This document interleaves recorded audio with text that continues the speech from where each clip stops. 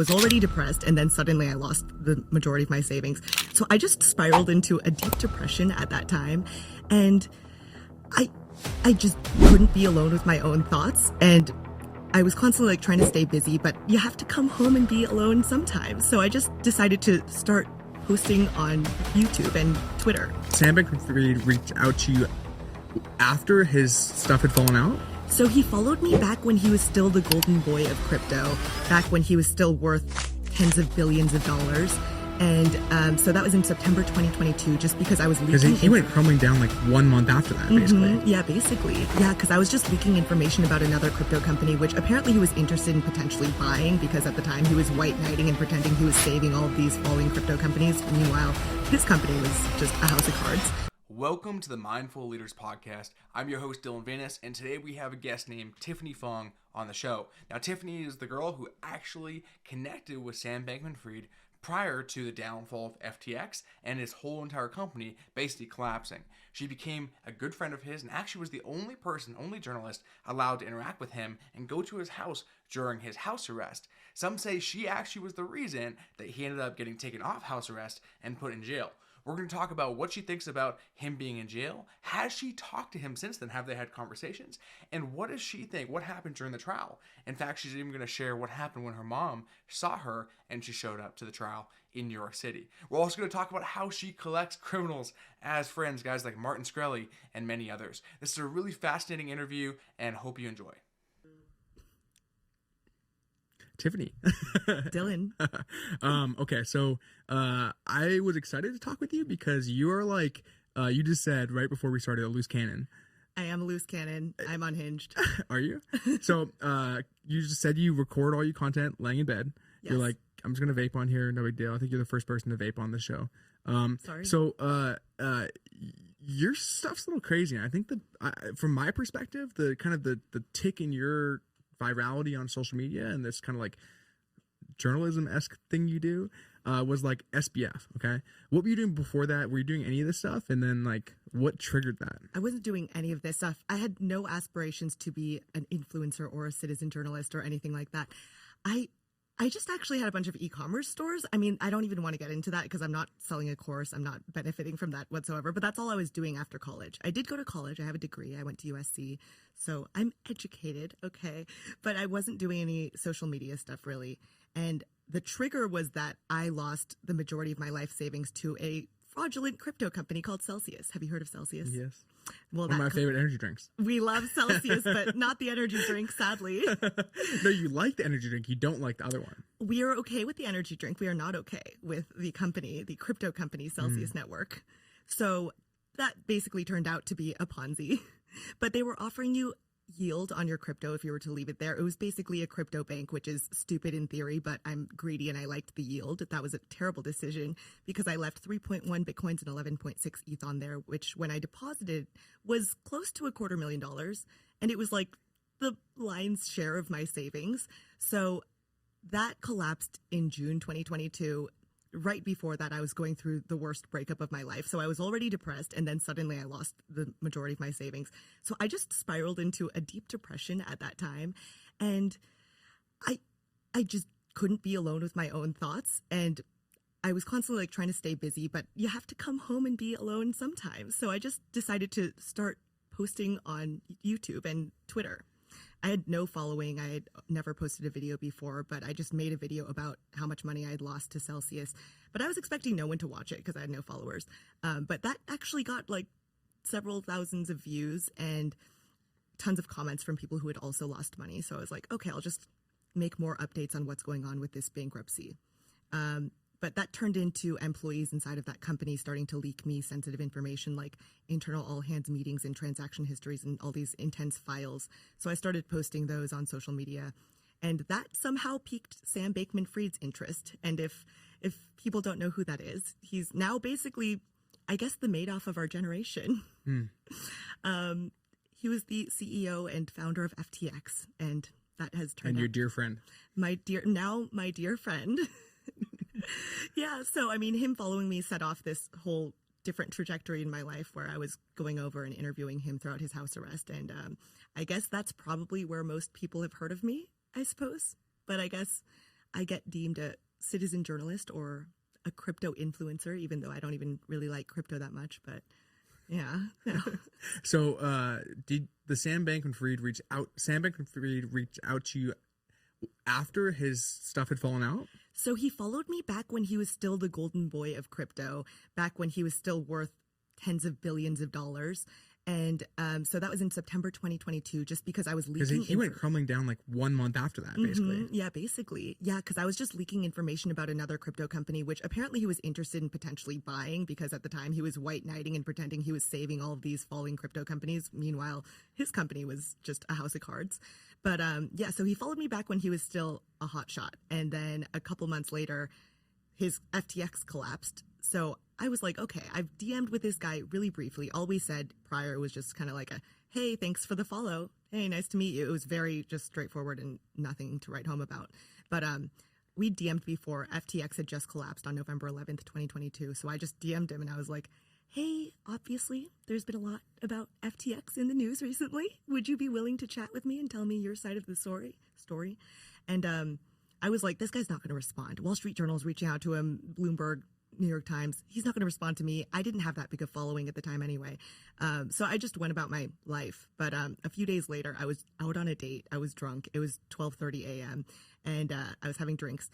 And I got a message from Sam being like, hey, happy to chat, free for the next hour or so for what it's worth. Sends me his phone number. And I'm like, I can't reschedule with this guy. I have to run home drunk and hop on a phone call with like one of the, I guess now biggest criminals of our generation, financial criminals. He didn't kill anyone, but I guess that's debatable. Some people feel like obviously financial fraud is equivalent. Some people killed themselves too over it. Yeah, exactly. So I don't want to say anything that upsets too many people, but yeah, so that's how that began. It just started with a phone call, turned into a couple of phone calls, and then I didn't think he was ever going to speak to me again. The first phone call that I posted on YouTube got him into deep shit. He admitted to me that he donated a lot of money dark to Republicans, which was not public prior. So that got cited in an FEC complaint against him and turned into one of his 8 initial criminal charges from the Department of Justice. So I was like, this guy is not going to talk to me again. But then a few weeks later, he was extradited from the United States from the Bahamas to the United States and was put on house arrest and just texted me out of the blue and was like, hey, finally back online. So we got into contact again, and it turned into a series of in-person interviews. Even though you're a big reason why he got shit. Yeah, I mean, he had 8 initial charges from the Department of Justice, so mine just contributed to one of those charges. He probably still would have gotten that charge, but maybe with a little bit less color. But yeah, it wasn't great for him. So I was surprised he was even willing to talk to me again. All right, so we flash back to the date when you were on a date, you're drunk, and do you still talk to that guy? We're actually friends now. So yeah, we're still in touch. Okay, cool. And then so you call SBF. What happened on that call? That phone call I posted on YouTube, and it was pretty straightforward. I was drunk. I'd never interviewed anyone in my life. Like I said, I wasn't doing any of this stuff prior. So I was just on my way home, like Googling any headlines I could find about FTX and just trying to make up some questions along the way. So that was pretty straightforward. And that political donations admission was like apparently the big deal in the media. Because he was playing that he was like super liberal and supporting Biden. Yeah. But really behind the scenes, he's actually like supporting Republicans. Mm-hmm. And apparently dark donations are apparently illegal. I don't know enough about political donations to know what the laws are. What does that mean, a dark donation? I guess it's just when it's when it's hidden, who it's coming from and who it's going to. I don't know enough about it. Honestly, when I posted that interview and he made that admission to me, I didn't even think that much of it. I was like, okay. He was so forthcoming about saying it to me. I didn't know it was like a big secret, but everyone freaked out about that interview. Yeah, it was cited by the FEC. I think it got brought up in Congress, like in a live congressional hearing. So I didn't know it was such a big deal, but I'm sorry, Sam. And he had no idea you were going to post it. No, he knew I was going to post it. And I removed every time he went off the record. He was going on and off the record in that call. But yeah, I don't think he realized that it was going to land him into such deep shit. And I didn't have a big following. He probably didn't think it was going to be a big splash in the news, but yeah. It became one. Okay.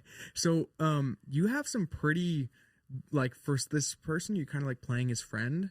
I'm not sure if you know, really care about the guy or not, but, you know, just even based on the kind of content you've made around it, like even just your, like, your titles and stuff. I don't know how you feel about it, but like some of your YouTube videos, like SBF moms hate me, SBF's mom hates me, His mom does hate me. SBF's parents involvement, SBF life in prison, like you're really leaning into it. Why does his mom hate you, and how did that happen? Well, because I was visiting Sam pretty regularly throughout his house arrest. But you know what? Sam's actually not too delicate a little flower. Like, I told him up front, I can't just speak positively about you. Like, you are the villain in everyone's eyes. I'm not going to go up and like try to defend you. I'm not going to say you're innocent. I just have to be unbiased when I talk about you. So I told him that up front. And he was like, yeah, that's understandable. I mean, he's very oddly understanding. I mean, I would have thought that that first interview was enough for him to not want to talk to me, but he completely understood. I even asked if he was mad at me, and he's like, it's fine. Like, so he's very understanding. So I told him up front, and he also had told me at certain points, he was like, I appreciate that you tell me up front that you're not going to be positive about me, because there are some journalists who approach me and say that they're going to try to do a really nice, positive story about me, and then it turns out not to be so. So he told me that he was glad that I was honest with him about that. I'm sure it still stings, though, because ultimately he did do some bad things, and ultimately, legally, I think he is guilty. Like, he was kind of clearly guilty to me. But when it comes to intent, I don't think that he's an actually malicious, mean-hearted person who set out to just steal customer funds and go buy super yachts. I mean, that's just not really what happened. He did misuse customer funds, but it wasn't like for personal enrichment as much as it was political donations and power and making silly venture investments. But yeah, so I do have complex thoughts on Sam, because I did go over to his house several times over his house arrest, and we did just have some human conversations. Like, I saw him have some sort of emotional breakdowns about the prospect of maybe spending the rest of his life in prison, and how things could have gone differently if he had made some different decisions along the way. And I know that saying that I developed a close friendship with Sam isn't like the most positive thing to say publicly, but yeah, just to be honest, it's like if you're spending that much time with someone and talking about such emotional topics, I feel like it would be weird for me not to feel any sort of human empathy for him. So yeah, I do honestly, at the end of the day, consider Sam a friend, but I also do have to separate that when I'm talking about like what things he's done. So if you do watch my YouTube channel, I don't think a lot of people would even know that I consider Sam a friend, because I have been very intentionally unbiased about it. So it's complex. But yes, his mother is not a fan of me. I don't think his mom ever liked me from the beginning. I think largely because I don't have the whole like stamp of being a New York Times journalist or a Wall Street Journal journalist. So she didn't ever seem happy to see me when I was there. She'd kind of pop her head into the room every once in a while and see that I was in there and just shut the door in my face when I tried to introduce myself. And then I did notice that Sam would sort of invite me over when his parents were busy or not going to be around. So, I mean, I'm sure people will read into that what they would like, but yeah, so I always got that feeling. But I ran into Sam's mom during his trial, because I went to every single day of Sam's criminal trial in New York. And I tried to, like, not just say hi, but I just saw she obviously wasn't doing well. And I was like, hey, I'm really sorry. This must be a really hard time for you. I'm Tiffany, by the way. And she was, I don't know if she's confusing me for someone else, because she started going on an outburst about how I wrote a very unfortunate article about Sam. I don't know if she meant a YouTube video, but she just kept saying I wrote a very unfortunate article about Sam. But either way, Mom is not a fan of me, but I think Sam and I are still on okay terms. So you never met his mom outside of going to trial? Yeah, I mean, she'd popped her head in when I'd be talking to Sam in their little, like, I've been calling it a library. It's probably a study. I don't know. It's a room full of books and computers. She'd pop her head in every once in a while. Just to make sure there was no tomfoolery? No tomfoolery. Yeah. Yeah, but that's the extent of our interactions. Okay, that makes sense. You said that you believe that he was guilty. You know, one of the things that's interesting to consider is like where does the line of like just like stupidity cross like criminal? Obviously there's a lot of repercussion, like negative repercussion that came from that. Yeah. But I don't just, we look at it, it doesn't look like at any point in the way he's like trying to harm other people to enrich himself. Yes. Like maybe because he wanted to be cool and liked and all this stuff. But the thing is, like, if you look at the actions, the investments he made, the partnerships, is like ultimately it was kind of for the business. Yeah. And you could just, on a different day or different place, different system, different person, like it's possible that it could have gone the other way. Oh, 100%. And now that we've seen crypto prices go up and some of the investments he's made have done really well because he invested in AI companies, for example, like Anthropic. Like, I really, truly don't think he had any malicious intent. I don't think he was ever trying to hurt anyone to enrich his own life. I do think that he technically did misuse customer funds, but he didn't use them to buy super yachts. He did make a lot of illiquid investments, which I think in his head he thought, well, I'm going to be able to double this money, triple this money, and then like no one's going to get hurt, but we're going to end up with more money. And in his head, a lot of people think that the whole effective altruism thing was just a PR stunt. And if people aren't familiar, Sam has always been sort of a follower of this belief that the more money you make, the more money you can donate. And that means the more lives you can help. Some people think that was a PR stunt and just bullshit. But over the time I've talked to Sam, he brings it up in every conversation, even when it's not a recorded conversation or anything like that.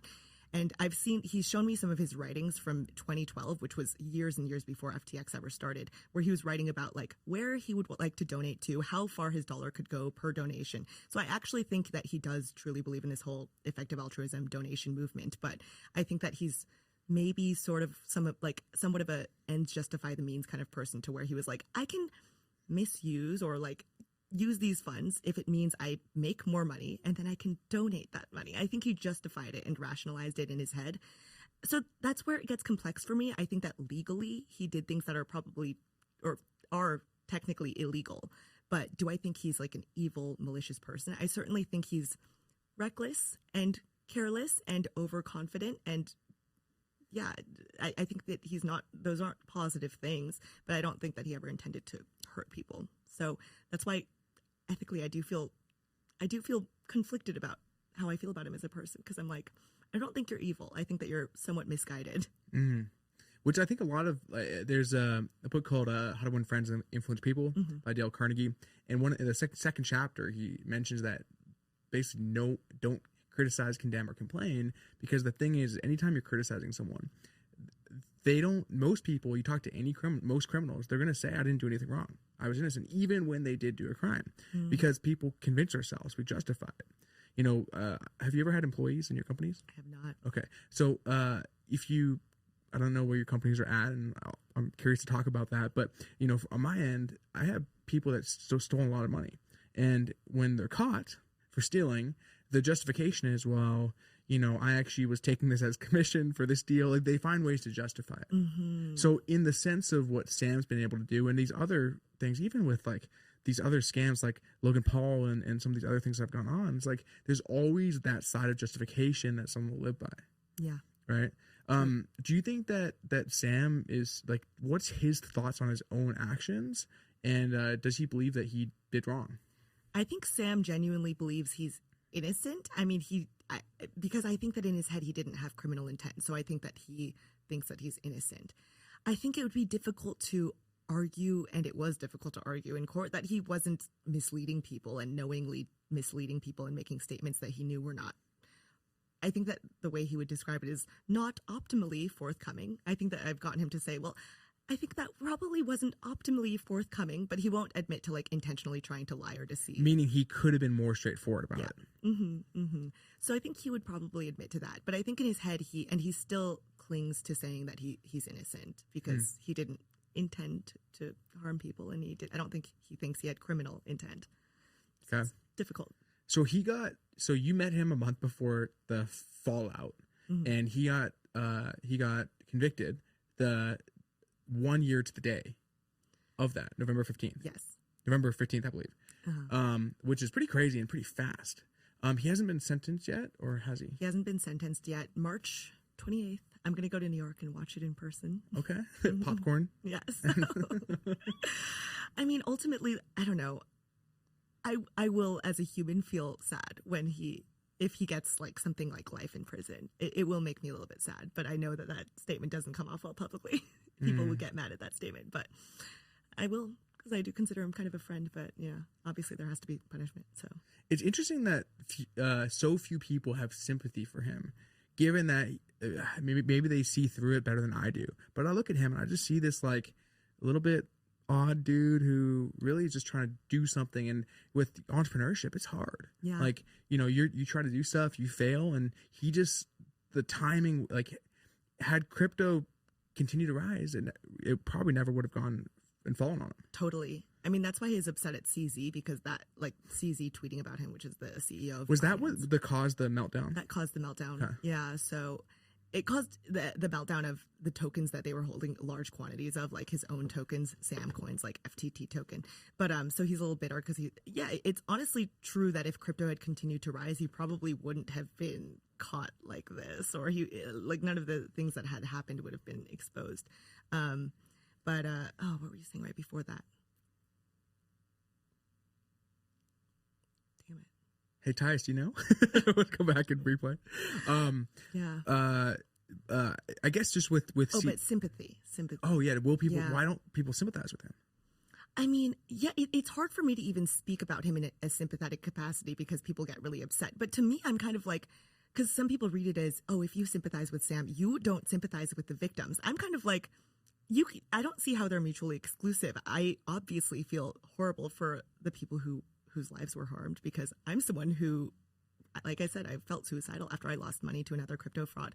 So I'm kind of like, I can feel sorry for the victims, and I do feel especially sorry for the victims, but also feel human sympathy and empathy for everyone who is harmed. And obviously, Sam's life was harmed because he's probably going to go to prison for like the majority of his life, I would imagine. So to me, I don't see them as being mutually exclusive. I think it was just a tragic situation for all parties involved, and so many lives were ruined. Ultimately, though, it looks like FTX customers are going to be made 100% whole. So that's like what the FTX Chapter 11 team has recently said. So it's not really... Isn't that weird? It is crazy. Well, because ultimately he wasn't just funneling all the money to his own bank accounts and spending it on strippers. Like, he was making all these illiquid investments, and some of those have done really well. So that's why customers are going to be able to be made whole. But granted, in crypto bankruptcies, being made whole is a little bit dicey because they're being made whole on the prices on the date of the bankruptcy when crypto prices were low. So ultimately, people will end up sort of losing money because the crypto prices have risen. But the money isn't just who all keeps the gone. extra? I think it's going to go to, the lawyers are going to drain tons of money. And then, I don't know, there's so many other creditors that aren't just customers. So I don't know how it's all going to work. It's going to be complex. But the thing is that the money wasn't all just funneled into his own banks for strippers or anything. Yeah. So what do you think do you have any prediction on what's going to happen for his sentencing? I feel like everyone I've spoken to and like former federal prosecutors have said north of 20 years, likely like 30, 40. Okay. But so he could likely see the light of day one day. Let's hope so. Ultimately, he's facing 115 years. And I think due to the sentencing guidelines, apparently the amount of money stolen does factor in a lot to the sentencing guidelines. And Sam, the money that was taken was in the billions, not even the hundreds of millions. And apparently the guidelines stop at 500 million. So he's like literally off the charts. So the recommended guideline sentencing basically says life for Sam. So we will see. There's a big range.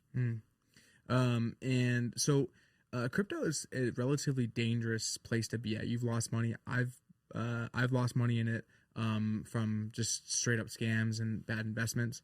And the interesting thing though is, like, I have a friend who lost 3,000 Bitcoin in Mt. Gox. Oh my God. You know what Mt. Gox is? So basically, this my understanding of Mt. Gox was it was like a cybersecurity thing where the platform got hacked into, and then someone came in and took all the stuff. Apparently, they found it. They've sourced it, tracked it down, and he's supposed to get 25% of it back. That said, had he had those 3,000, this is my argument, that he likely would have dumped it, because this is a long time ago. Yeah. Bitcoin was probably at like 6 or 7K at the time. True. And it's that 25% is probably going to be worth more than forced diamond hands. Forced diamond hands. It's good. So, some reality. I didn't know that the FTX people were going to get it at failure levels, what was Bitcoin at that time? $16,000. Oh, so it is bottom. kind of a big ouch, but it's like that has nothing to do with like Sam or anyone's decision. Apparently that's just bankruptcy code, so that's just how it works. So it does suck. It kind of locks in. It's basically like FTX customers were forced to sell on the day that they declared bankruptcy. That's basically what it equates to. Like, they're going to get fiat back, not crypto. So it's basically like they just were forced to sell on that day. It sucks. So you're like the accidental crypto influencer. I guess so. And I'm like, I don't even consider myself an influencer, but also, I mean, it's fine if anyone calls me that, but I don't call myself anything. And also I'm like, I am not even that passionate about crypto, honestly. I got into it kind of by accident. So I'm kind of like, I guess so. It's fun. I'm having fun. Yeah. As long as I'm having fun. What is, how do we make it more secure and make it so stuff like this doesn't happen? I mean, I guess the go-to thing that everyone says is not your keys, not your coins. So just self-custody. I'm someone who, I mean, I do self-custody, but I'm also like, I can understand why some people might not want to do that. I mean, like, if you lose your passwords, there's no customer service you can call up to like help get access to your money. Like, it is kind of scary to actually just self-custody.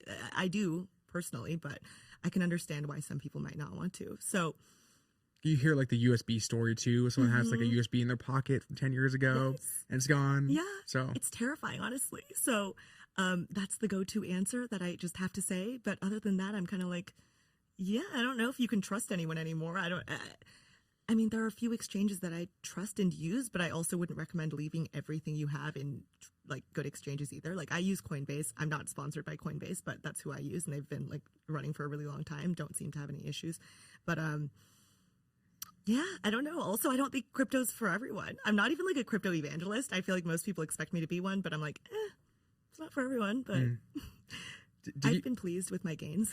You have. So after Celsius, you still got back into crypto. Oh, I did have some crypto off the app that I got really, really early back in 2011. Not because I was like a little crypto genius nerd that was learning about that. Because you were buying drugs. It was because I was buying drugs. Silk Road, baby.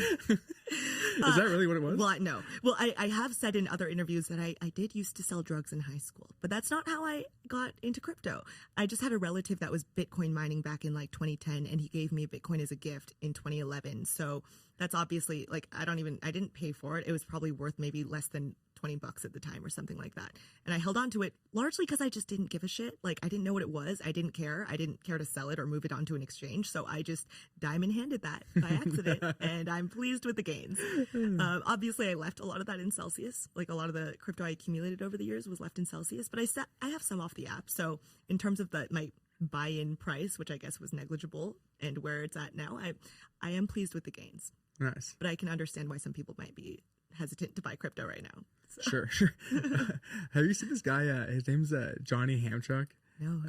He it's not related to crypto, but he just goes around to people on the street and he'll film them and he'll be like, "Sorry, I'm late, guys," and then they'll just be like two guys who are like, "Who are you?" But he says he's on that crypto. I don't think he's like referring to like saying it's like a drug. I don't know. That's funny. But you just said like, this is before I was on crypto, so it made me think of this guy. On crypto, yeah. So there was a Super Bowl commercial, I think last year or the year before, where it was FTX. Mm-hmm. I don't know if this is real. Have you seen it? Where there's like Larry David commercial? Yes. That was real? Yeah, that was real. I mean, FTX had huge celebrity influencers or I don't know, sponsorships, whatever. They had Tom Brady, Larry David, Gisele Bündchen, Steph Curry. Yeah, they had huge celebrities. And then there was the fallout, which was the $1 billion lawsuit. Oh yeah. Which seems a little nuts. Like a whole bunch of these people got listed on a $1 billion lawsuit, which is just a frivolous way for these attorneys to get free press. Yeah, I think so too. I mean, even like influencers, like people, that we know. Get wrapped up into it. And, I know. And even people, that had very like arm's length distance to stuff got wrapped up in it. Heck, if we were having this conversation a year and a half ago and then the podcast goes out, it's like we could have got wrapped up in it. I don't think you got wrapped up into it. No, I didn't. No. So God. I mean, I'm not someone who really places all the blame on them. I'm assuming they didn't know anything was wrong. Obviously, it would be wrong if they knew that FTX was a house of cards and they were promoting it, but I don't think that they knew. So I'm kind of like, yeah, probably should do better due diligence and be more careful about what you promote, but I don't think. But what is the due diligence? That's the thing. That's the thing. Yeah, it's like Sequoia didn't even do. Everyone says you should have done better due diligence. Like even CoffeeZilla, he comes in, he's like, do better due diligence. Like what due diligence would you have done that would have ever discovered that? I do agree with that because it's like, yeah, if these big funds like Sequoia can't even do enough. Oh no, due that wasn't diligence- that. It was like a football. Okay. Yeah. If Sequoia can't even do enough due diligence and they invested like $200 million into FTX, it's like, what are these influencers supposed to do? But I guess for me, I don't take crypto or finance sponsorships. I mean, that's just my safe way to go about it because I don't want to accidentally promote something that's a fraud. But not everyone's going to do that. But I don't know. I don't think there's like an easy solution to doing due diligence because obviously if you ask a company, even if they send you like their balance sheet, they could have just fabricated the balance sheet. So I'm like, I don't know. I don't know what the answer is there, but yeah, I'd like to have like even Steven, like if he comes out and says like this is the due diligence you should have done, but the thing is I believe it's just clickbait. Like, you know, those are some of his most viewed videos, and it's really like it's really unfortunate that other people get wrapped up and caught in this because of that negativity sells. Totally. So, well, that's super interesting, and it'll be interesting to see what happens when he gets sentenced. And you know, for his sake, hopefully the best. Now, if you didn't get kind of wrapped up in Celsius and SBF, where the heck are you doing with your life? I honestly have no idea. I mean, I was so depressed after losing that money, but I was also going through a breakup. Too. Yes, I was honestly more upset about the breakup, and then the money was like a cherry on top. So I was already just doing badly. I didn't really know what I wanted to do with my life. I mean, I went to college. I went backpacking for a few years. I hoped that would just make me endlessly happy, just having freedom and being on islands and being in Thailand and whatever. It didn't make me happy. It made me feel unfulfilled. I wasn't really doing anything productive with my life.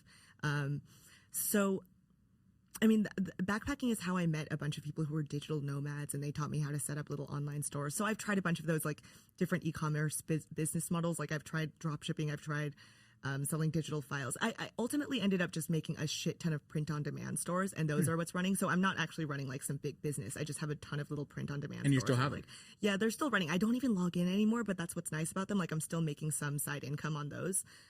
It's not a ton, but like it's enough to usually kind of cover some of my rent, most of my rent.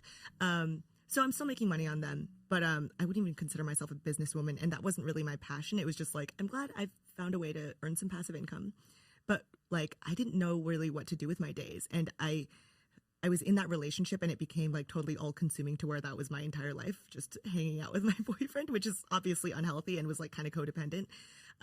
So that ended, and I don't know what I would be doing if I didn't find this. That's why, honestly, as much as I lost what was once $200,000, and we've gotten payouts now, and I only got like $50K out of that, so I'm still down like $150K.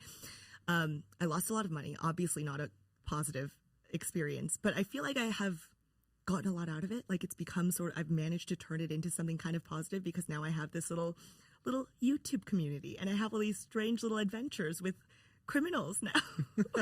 So it's brought some excitement into my life. So I'm kind of grateful for it. I don't know if that's a weird thing to say, but I'm grateful for it. Has this little personal brand content thing that you've fallen into earned you enough to recover what you lost? A lot of people think that it has, but I curse and I vape so much on my YouTube channel that my RPM is so low. Oh God, I was about to curse. I shouldn't curse. My RPM is really low, so I make practically nothing on my actual YouTube videos. I do have a couple of sponsors, but I also don't take crypto or finance sponsorships, which are the majority of the sponsorships I'm offered. So I've turned down insane amounts of money, and I'm not nearly being back at what I had in there. But ultimately I'm seeing it as like, okay, it's a side income source, and it'll hopefully last for a decently long period of my life. Even if I don't make a ton of money off of it, I find it fun that I've been able to meet cool people from it. So I'm kind of like, I don't know that I was like that much happier when I had the extra $200K in my bank account. That sounds so stupid and probably ungrateful, but I'm kind of like, I don't think it made me happy, like having that money in my bank. I wasn't looking at it every day and being like, oh my God, life is amazing. I was like, this is good. I feel comfortable, but I still felt unfulfilled. So now I feel like this sort of little hobby that I've gone on has given me a little bit of fulfillment. I'm still not totally there yet, but I think it's been overall good for my life. So what you're describing is a couple little side income streams. How do you live if you just have two side income streams? The months with sponsorships are like inconsistent. I don't know. You do content too, so I guess I don't know how consistent yours is, but I've had some really good months. Like the month that I went and covered Sam's trial, that was a really good month to where I'm like, that can last me for a decently large amount of time. And honestly, I still have some crypto off of that I didn't put in Celsius, so I still have crypto, which has obviously gone up a lot since back when I got it in like the early 2010s. So I'm okay. I'm doing okay. I'm not that worried, honestly. Okay. Yeah. So through this, you've had a chance to meet and cover some other interesting people. So Martin Shkreli. Martin Shkreli. I just began collecting criminals. So we got Sam Bankman-Fried. We got Martin Shkreli. You know, sometimes I'm just kind of in it for the bit. I just think it's a good bit. And I'm like, I'm going to run with this bit. So I befriended Martin Shkreli. What other criminals? I recently just chatted with another criminal named Ray Trapani. He did this other crypto scam called Centra. There's a Netflix documentary on him called Bitcoin. Oh, yes, I saw that. So we've become that friends. guy is an interesting character. He's interesting. And he got away with all of it. He didn't get any jail time. Yeah, because he ratted on his he's such a rat. That guy is such a rat. I know. He is. He's very charismatic.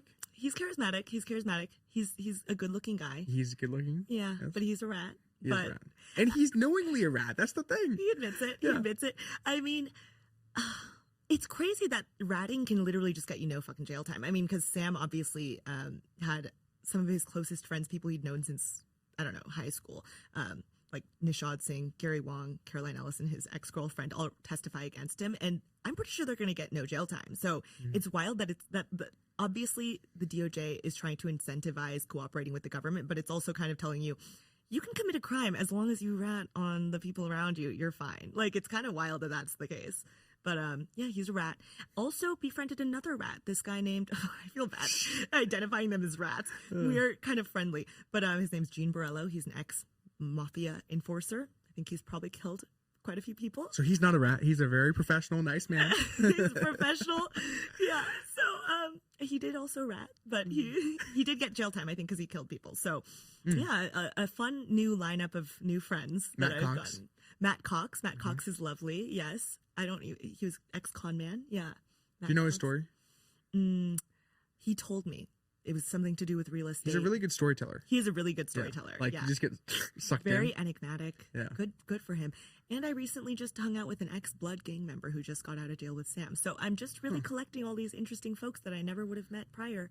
But I feel like the thing is that all of them, like if I sit down and have a conversation with them, it doesn't mean that it excuses any of their crimes. And personally, I find violent crime, like killing people, to be more egregious than financial crime. Even though I have been the victim of financial crime, I do think that violent crime is worse. Personally, some people disagree with that. But you haven't been the crime of murder. Yeah, murder. Victim of I have not yet been to the victim of murder. Yeah. Not yet. Yeah, because then you'll believe that that's worse. Oh, no, I think murder is worse. I think murder good. is worse than financial crime, but other people disagree with me.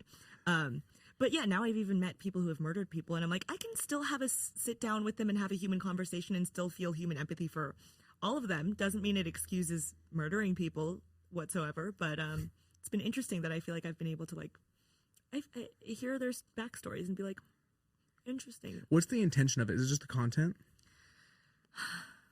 I'm kind of just bored with my life. And I guess it's content, but it's also just, it is kind of interesting for me. It's just people that I never would have thought I'd ever meet, people I would not cross paths with normally. And seeing as how, I guess, close I got with Sam, I'm kind of like, if you're adjacently connected or interested in talking about it, because a lot of these people I've met along the way were just actually interested in talking about Sam Bankman-Fried, so that's how I've gotten into contact with them. But yeah, I find them all like just human at the end of the day. Obviously, they're criminals and did bad things, but it's been interesting having just human conversations with people like that. You could create like a masterclass, but for of criminal stories. Befriending. Wouldn't that be interesting? That'd be fun. Yeah, like here's how to commit crimes. New hobby. Oh yeah, I'm gonna start a Ponzi scheme. Maybe. That's a good idea. It's a good business idea. There's a guy here in Vegas that did he's like an attorney that had a $300 or $500 million Ponzi scheme targeting Mormons. Yeah. Wait, was that the pastor? No. He wasn't a pastor. No. Okay. It was like I think 2 years ago. Cops came to his house. They shot up the house. Oh my he got God. shot. Then he got granted to be released on bail. Wow. But then they like last minute, like an hour before he was supposed to get out for bail, they canceled it. So now he's been in jail waiting to be sentenced or Damn. charged. But I hadn't heard about that. I need to befriend him. yeah. Oh yeah. Another one. New friend. So one of the things that I think that you are, you have a very particular charm to you, where you have the ability to become friends with these people. Is it an act? Is this just you?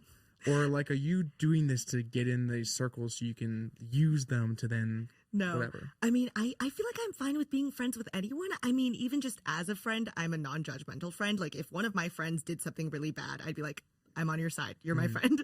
So I think I'm, first of all, kind of just a non-judgmental person. I've also done a lot of illegal shit in my life. Never anything as bad as like stealing $8.7 billion or like murdering anyone. But like I said, I used to sell ecstasy when I was in high school. I've done things that are illegal. Dude, you sold like real drugs. I sold like pot. Did you? Yeah. Dude, I think I'm probably too dumb to have actually sold anything that I'd have to measure out or anything. It was easy to sell pills because I'm like, I don't know. It's a triple stack Maserati. I'm like, I don't know enough about what's going on.